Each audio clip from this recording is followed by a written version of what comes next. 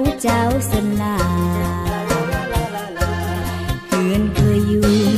ตู่เคยนอนต้องจรจำลา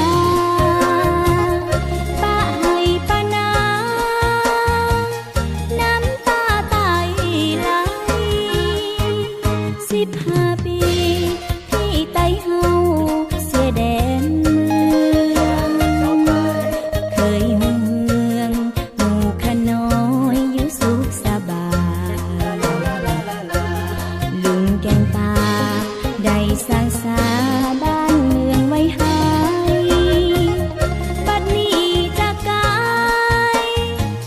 ไต้เสียดายเด้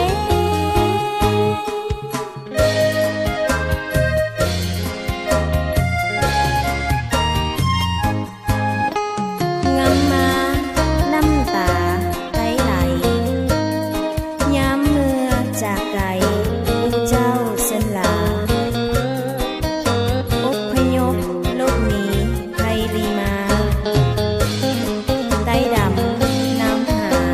ควรหาจุมือจุวัน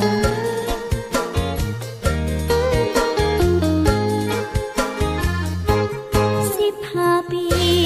ไต้ดำเฮาเสียดายเด้เมืองเฮาเพแสนเสียดายผู้เจ้าสลา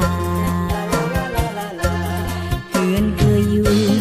ตู่เคยนอนต้องจรจำลา